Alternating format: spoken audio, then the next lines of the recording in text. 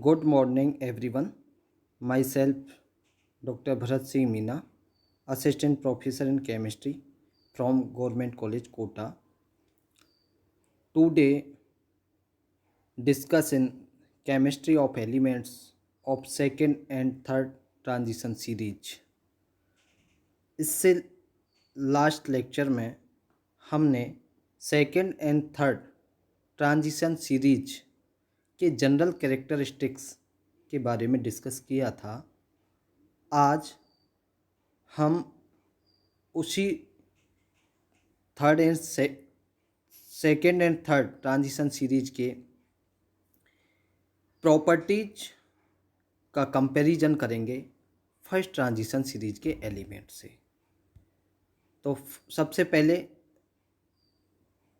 Third D समझातों या जिसे कहें फर्स्ट ट्रांजिशन सीरीज एलिमेंट्स की तुलना second and third transition series तत्वों के गुणों से करेंगे, जिसे हम कहें properties of second and third transition series elements in comparison to their third analogous. इसमें सबसे पहले जो हम तुलना करेंगे वो है आयोनिक रेडियाई या आयोनिक त्रिज्याएं। जैसा कि हम फर्स्ट लेसन में हमने पढ़ा था फर्स्ट ट्रांजिशन सीरीज, और अभी इस लेसन के अंदर हम पढ़ रहे हैं second and third transition series. तो ये हम जानते हैं कि जो फर्स्ट ट्रांजिशन सीरीज की परमाणविक और आयनिक दोनों ही त्रिज्याओं के मान सेकेंड ट्रांजिशन सीरीज की परमाणविक एवं आयनिक त्रिज्याओं के मान से कम होते हैं, जबकि थर्ड ट्रांजिशन सीरीज की परमाणविक तथा आयनिक त्रिज्याओं के मान लगभग सेकेंड ट्रांजिशन सीरीज की परमाणविक एवं आयनिक त्रिज्याओं के मान के लगभग बराबर होते हैं। इसका कारण यह है कि थर्ड ट्रांजिशन सीरीज में, इससे जनरल कैरेक्टरिस्टिक्स में हमने पढ़ा था, थर्ड ट्रांजिशन सीरीज में लेंथेनाइट संकुचन प्रभाव के कारण उनकी त्रिज्याओं या परमाणविक त्रिज्याओं के मान में ज़्यादा वृद्धि नहीं हो पाती है। या हम इसको इस प्रकार से भी कहें कि फर्स्ट ट्रांजिशन सीरीज की त्रिज्याएं सेकेंड और थर्ड ट्रांजिशन सीरीज की तुलना में कम होती है। और हम ये भी जानते हैं कि इन तत्वों के गुण जैसे आयनन विभव है या विद्युत ऋणता है या डेंसिटी है, मेल्टिंग एंड बॉइलिंग पॉइंट हैं, ये जितने भी कैरेक्टरिस्टिक्स हैं ये किस पर डिपेंड करते हैं? इनके आकार, सहसंयोजक त्रिज्याएं और आयनिक त्रिज्याओं पर ही निर्भर करते हैं। इसीलिए हम देखते हैं कि फर्स्ट ट्रांजिशन सीरीज को तो सेपरेट ही हमने स्टडी किया है, जबकि second and third transition series के एलिमेंट्स को हम एक साथ ही अध्ययन कर रहे हैं। उसका कारण यह है कि फर्स्ट ट्रांजिशन सीरीज के जो हल्के तत्व होते हैं उनकी तुलना में उनके गुण second and third transition series से डिफरेंट होते हैं, और सेकेंड और थर्ड ट्रांजिशन सीरीज के कैरेक्टर लगभग समान होते हैं, क्योंकि उनकी परमाणविक एवं आयनिक त्रिज्याओं का मान लगभग बराबर होता है। दूसरा जो इनका तुलनात्मक गुण का अगर हम अध्ययन करें first versus second and third, तो उसमें आता है ऑक्सीडेशन स्टेट्स।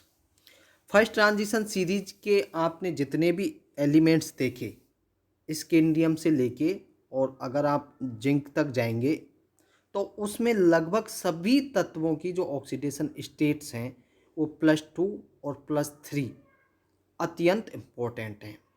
और इसीलिए आपने ये देखा होगा कि जो अधिक सामान्य जो आयन बनते हैं फर्स्ट ट्रांजिशन सीरीज के, वो M2+ एंड M3+ ही बनते हैं, जबकि second and third transition series में इस प्रकार के सरल आयन नहीं बनते। यहाँ इन सरल आयन के स्थान पर क्या बनते हैं? हाई ऑक्सीडेशन स्टेट में कंबाइंड रूप से ऋणायन बनते हैं, जो काफ़ी स्थायी होते हैं। अतः आप कई बार ये देखते हैं कि Fe2+ या Cr क्रोमियम 3+, या ये देख रहे हैं कि Fe2+ और Cr3+ आयन तो आपको देखने को मिलेंगे, लेकिन Ru2+, जैसे रूथेनियम 2+ कहें या मोलिब्डेनम 3+ कहें, ये इस टाइप के आयन देखने को नहीं मिलते। इसके विपरीत जैसा मैंने अभी बताया था कि ये उच्च ऑक्सीकरण अवस्था में संयुक्त ऋणायन बनाते हैं। कौन से? Second and third transition series के। तो क्या देखने को मिलेगा इनके? मोलिब्डेट देखें, MoO4 2-, तो ये संयुक्त रूप से ऋणायन बना रहे हैं जो काफ़ी स्थायी हैं। ऐसे टंगस्टेट देखें, तो इस प्रकार के जो ऋणायन आयन हैं second and third transition series के साथ, वो काफ़ी स्थायी होते हैं। जबकि फर्स्ट ट्रांजिशन सीरीज के अगर क्रोमेट देखें ऋणायन के रूप में, तो ये किस रूप में रहेगा? एक प्रबल ऑक्सीकारक के रूप में आपको मिलेगा। जबकि सेकेंड और थर्ड के क्या थे? पर्याप्त स्थायी थे। इसी प्रकार से अगर परटेक्नेट को देखें और पररीनेट को देखें, तो ये आयन भी आपको स्थायी होंगे, क्योंकि ऋणायन है और उच्च ऑक्सीकरण अवस्था में, जैसा मैंने अभी बताया था, सेकेंड एवं थर्ड ट्रांजिशन सीरीज के यौगिक अधिक स्थायी होते हैं कॉम्प्लेक्स आयन के रूप में। लेकिन आपको परमैंगनेट MnO4- आयन किस रूप में मिलेगा? एक प्रबल ऑक्सीकारक के रूप में मिलेगा। इसके साथ ही एक और इन दोनों के मध्य अंतर देखने को मिलेगा।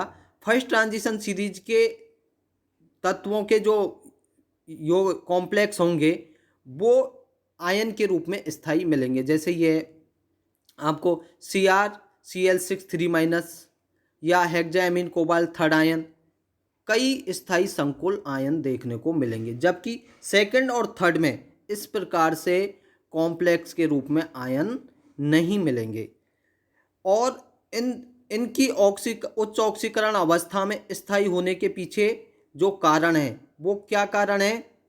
जैसे सेकंड और थर्ड ट्रांजिशन सीरीज के हाई ऑक्सीडेशन स्टेट में देखें तो WCl6, ReF7, RuO4 ये यौगिक हैं, ये फर्स्ट ट्रांजिशन सीरीज में नहीं मिलेंगे। तो इन विभिन्न ऑक्सीडेशन स्टेट्स की स्टेबिलिटी के जो रीजन हैं, महत्वपूर्ण रीजन हैं, वो अगर कोई यौगिक स्थायी अवस्था में रहेगा तो उसमें ये निम्न कैरेक्टर होना आवश्यक है। जिसमें पहला है कि एक तो वो वायु की ऑक्सीजन से ऑक्सीकृत न हो, ऑक्सीडाइज न हो, और दूसरा है वो जल वाष्प के साथ भी उसका जल अपघटन नहीं होना चाहिए। तीसरा है कमरे के सामान्य ताप पर भी उसका विघटन नहीं होना चाहिए। चौथा है कमरे के ताप पर उसका असमानुपातन नहीं होना चाहिए। और पांचवा है कमरे के ताप पर वह अपने गुणों के साथ स्थायी भी होना चाहिए। ये पांचों अगर कैरेक्टर उस किसी यौगिक के अंदर मौजूद हैं तो वो यौगिक कैसा होगा? स्थायी अवस्था में पाया जाएगा। अब हम फर्स्ट ट्रांजिशन सीरीज के तत्वों के ऑक्साइड व हैलाइड, सेकेंड ट्रांजिशन सीरीज के ऑक्साइड व हैलाइड और थर्ड ट्रांजिशन सीरीज के ऑक्साइड व हैलाइडों को अगर हम सारणी में देखेंगे तो जो आपको गहरे बोल्ड अक्षर दिखाई देंगे वो उनकी ऑक्सीडेशन स्टेट के स्थायी यौगिक हैं। जैसे फर्स्ट ट्रांजिशन सीरीज में देखें, आपको ये स्कैंडियम से लेके फर्स्ट ट्रांजिशन सीरीज जिंक तक दिखाई गई है और साथ में इनकी ऑक्सीडेशन स्टेट भी दिखाई है। तो इसमें ऑक्सीडेशन स्टेट +2 से स्टार्ट होके और +7 तक आपको ऑक्सीडेशन स्टेट नंबर हैं और साथ में आपके स्कैंडियम से शुरू हो रहे हैं। तो आप ये ध्यान से देखें, आपको ये दिखाई देगा, आपको ये MnO यहाँ CRO की तुलना में अधिक बोल्ड दिखाई दे रहा है, गहरा दिखाई दे रहा है। ऐसे ही CrF2, MnF2 जितने भी आपको ये बोल्ड कॉम्प्लेक्स दिखाई दे रहे हैं वो क्या होंगे? अधिक स्थायी होंगे। ठीक इसी प्रकार से अन्य भी देखें, +4 अवस्था में देखें तो यहाँ पर भी ये टाइटेनियम O2, टाइटेनियम F2 इस प्रकार से ये बोल्ड दिखाई दे रहे हैं। तो ये +4 ऑक्सीकरण अवस्था में स्थायी हैं। इसी प्रकार से अगर सेकेंड ट्रांजिशन सीरीज के तत्वों के ऑक्साइड और हम हैलाइड देखें तो यहाँ भी +2 से ये स्टार्ट हो रहा है और +7 तक इसकी ऑक्सीडेशन स्टेट वेरी करती हैं। तो इट्रियम से लेके और कैडमियम तक हम देखेंगे तो यहाँ देखिए, आपको मैं उदाहरण के तौर पे बताता हूँ कि पैलेडियम की देखो +2 ऑक्सीडेशन स्टेट में PDO, PDF2 ये सब स्थायी ऑक्सीकरण अवस्था में बने हुए यौगिक हैं। इसी प्रकार से अगर आप रोहोडियम की देखेंगे तो ये आपको RHF3 दिखाई देगा +3 ऑक्सीकरण अवस्था में। ये सब आपके कैसे हैं, स्थायी यौगिकों का निर्माण हो रहा है। यहाँ पर इसी प्रकार से अगर तृतीय संक्रमण श्रेणी के तत्वों के ऑक्साइड और हैलाइड को भी देखेंगे तो सेम वैसे ही इनकी साइड में ये दी हुई है +2 से ऑक्सीडेशन स्टेट स्टार्ट होके +7 तक वेरी कर रही है। और ये आपके लेंथेनम से लेके थर्ड ट्रांजिशन सीरीज,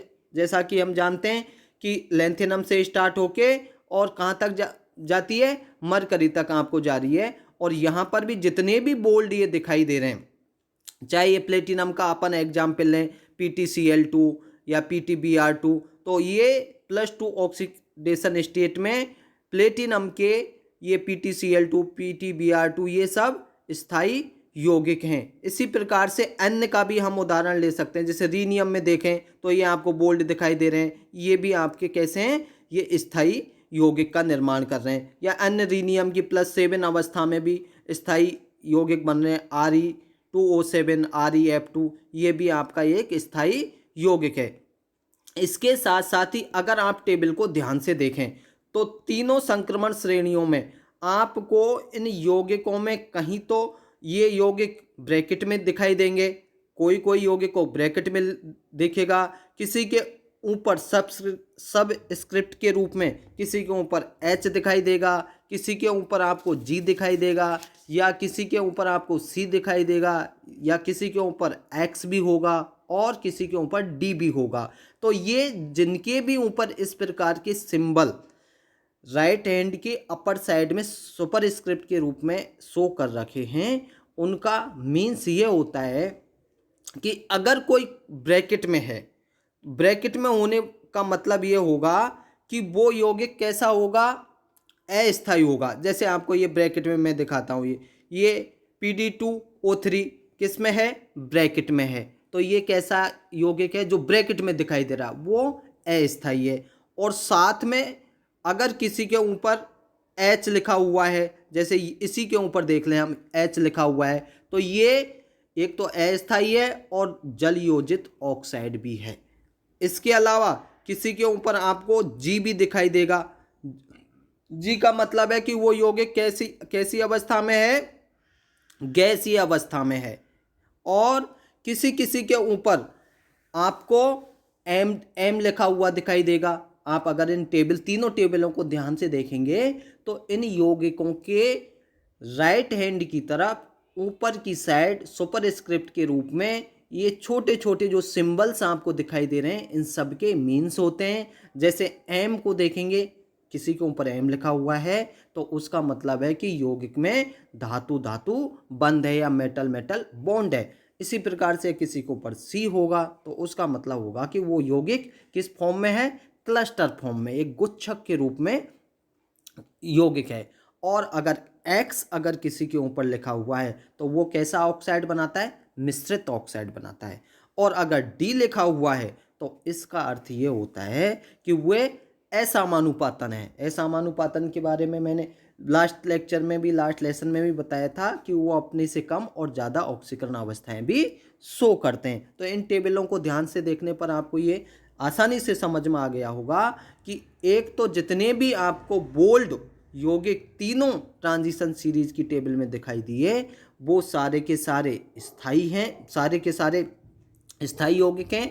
और उन स्थायी यौगिकों में भी अगर आपको स्थायी के साथ साथ अन्य जो यौगिक दिखाई दे रहे हैं जिनमें किसी में ब्रैकेट लगाया हुआ है, किसी में सुपर स्क्रिप्ट के रूप में H या G या M या C या X या D से सिंबलिंग की हुई है, तो उनका भी मैंने अभी मीन्स बताया था, उन सब के मीन्स होते हैं। इसके अलावा भी अगर हम इन तीनों टेबल्स को देखें तो आपको ये देखने में आएगा कि इन तीनों संक्रमण श्रेणियों की जो ऑक्सीकरण अवस्थाएं, यदि हम ग्रुप वाइज देखें तो हम देखेंगे एक ग्रुप में नीचे जाने पर जो हाई ऑक्सीकरण स्टेट है उसकी स्टेबिलिटी बढ़ती जाएगी, जबकि लो ऑक्सीडेशन स्टेट की स्टेबिलिटी घटती जाएगी। अगर हम इस एग्जाम्पल को फर्स्ट ट्रांजिशन सीरीज के बेनेडियम से देखें तो आपको ये समझ में आएगा। ये बेनेडियम है। बेनेडियम की +3 ऑक्सीकरण अवस्था आपको स्थायी है।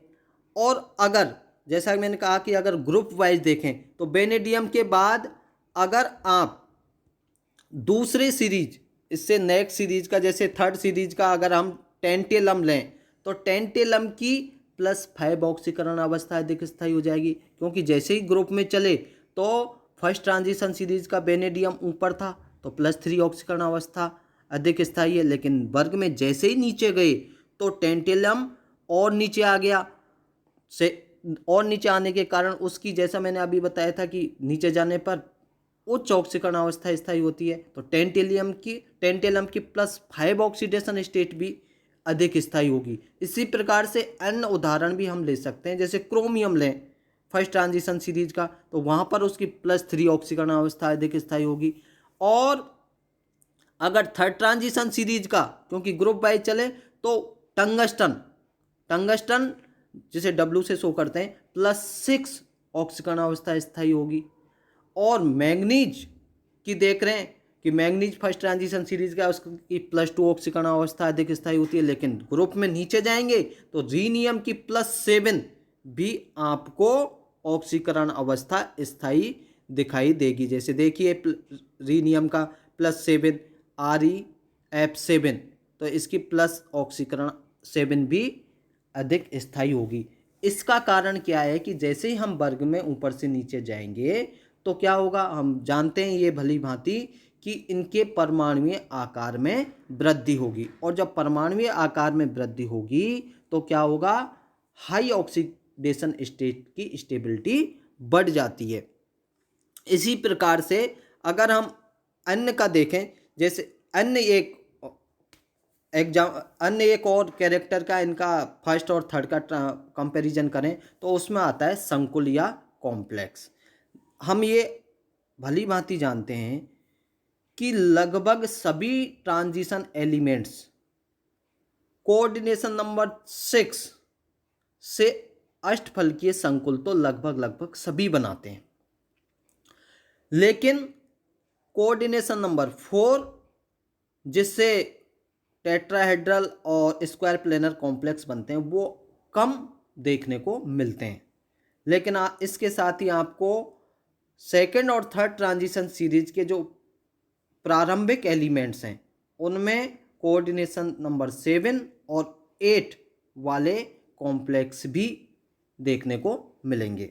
इन सभी का हम किसके आधार पर व्याख्या कर सकते हैं, क्रिस्टल फील्ड थ्योरी या क्रिस्टल क्षेत्र सिद्धांत के आधार पर, चाहे टेट्राहेड्रल हो, चाहे ऑक्टाहेड्रल हो, चाहे स्क्वायर प्लेनर कॉम्प्लेक्स हो, ये किस प्रकार से बनते हैं, उनके कलर, उनके मैग्नेटिक प्रॉपर्टीज, इन सब की हम किसके आधार पर एक्सप्लेनेशन कर सकते हैं, CFT के आधार पर। जैसा हमने इससे लास्ट लेक्चर में पढ़ा था, एक तो क्या पढ़ा था हमने, टेट्राहेड्रल, और दूसरा पढ़ा था ऑक्टाहेड्रल की हमने व्याख्या की थी। स्क्वायर प्लेनर तो केवल परिस्थितियों बस ही बनता है, बाकी वहाँ पर भी ऑक्टाहेड्रल कॉम्प्लेक्स बनने का ही प्रयास होता है, लेकिन जब वो नहीं बन पाता है तो क्या बनता है, स्क्वायर प्लेनर कॉम्प्लेक्स का निर्माण होता है। अब हम उदाहरण के तौर पर लें, किसी मेटल आयन का अगर इलेक्ट्रॉनिक विन्यास कितना है, 8 है, तो संकुल निर्माण के लिए लिगेंड चाहे किसी प्रकार का हो, स्ट्रॉन्ग लिगेंड हो या वीक लिगेंड हो, हम डी इलेक्ट्रॉनों में जो इलेक्ट्रॉन का डिस्ट्रीब्यूशन होगा तो किस प्रकार से होगा, 6 इलेक्ट्रॉन तो किस में जाएंगे, T2G में। ये यहाँ पर D8 अगर किसी के पास इलेक्ट्रॉन है तो यहाँ पर इस प्रकार से इलेक्ट्रॉनों का विभाजन हुआ, 6 इलेक्ट्रॉन तो T2G में चले गए और रिमेनिंग 2 इलेक्ट्रॉन EG ऑर्बिटल्स में चले चले जाते हैं। यदि लिगेंड दुर्बल हो, उदाहरण के तौर पर जैसे हम देखें हेक्सा एक्वा निकिल सेकंड या लें हेक्सा एमीन निकिल सेकंड, तो अष्टफलकीय या ऑक्टाहेड्रल क्षेत्र में इलेक्ट्रॉनों की जो सिमेट्रिकल अरेंजमेंट होगा वो किस प्रकार से होगा।